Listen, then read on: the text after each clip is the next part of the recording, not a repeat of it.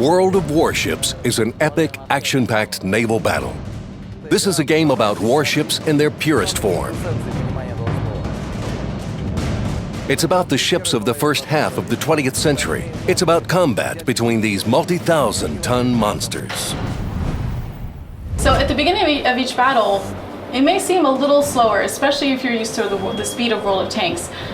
You start the battle, you're cruising down in your little ship, and you're like, oh, this is so pretty and everything. And then all of a sudden, you have torpedoes that are being launched at you. You're being shot down by the battleship, the enemy battleship.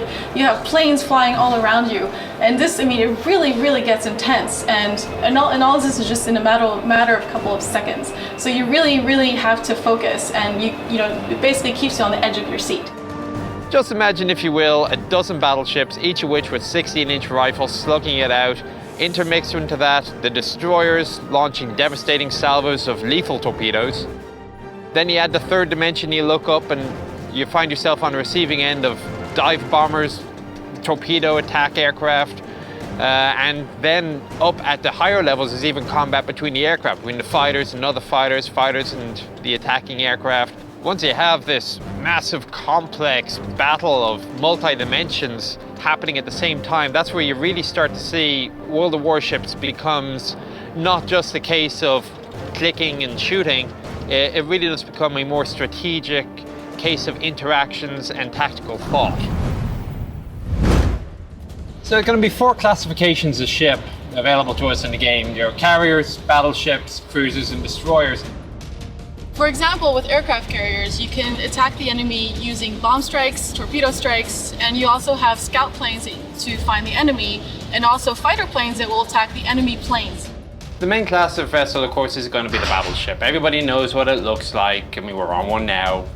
The characteristic, iconic vessel of World War II. Of course, not the most significant, but this is one everybody thinks of. And in gameplay, it is basically, if you imagine in World of Tanks terms, it's a mouse with multiple SPGs mounted on it, and it kind of cruises around at 30 miles an hour. Due to their blend of armor, speed, and reasonably heavy firepower, cruisers are probably the most tactically versatile of all the ships in the game. They're well enough armed that you have to keep an eye on them as a battleship. Destroyers, they're the enemy of destroyers. A lot of them will carry torpedo armament as well, so carriers and battleships both have to be significantly concerned. They're also fairly fast. They can apply their firepower at the most opportune time to disrupt the enemy as best as they can. Another ship type is the destroyer. Imagine a light tank that has quadruple KV-2 cannons on it. So basically what the destroyer does is it roams around really fast, it hides, and then it'll just attack you with its really awesome torpedo force. There are no submarines in the game.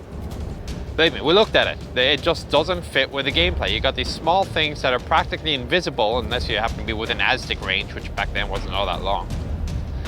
They have devastating firepower, but when detected, let's say they're on the surface, they're gone immediately because they just have no survivability. There really wasn't any way of implementing it, so just for the sake of gameplay, yes, we understand how important the U-boats and the American submarine fleet were in World War II. We are not ignoring the historical reality behind it.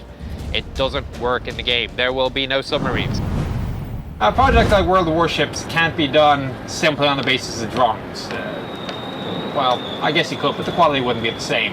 As a result, we actually sent a couple of expeditions. Personnel from the development offices in St. Petersburg came over to the US, and we visited, I think it was about 12 ships throughout the southeast and northeast of the US. And we visited everything from destroyers to battleships. Visiting real ships provides a lot of data and material for the game that we couldn't get anywhere else. When we see what the ships look like in real life, it helps us make the graphics authentic and closer to the real deal. I think this is very important to the gamers. When you see a ship with your own eyes, you realize it's not a picture or a model, but a monstrous steel machine which moved and fired its weapons. You come to understand the reality of it, and you get a feeling on what it should be like in the game.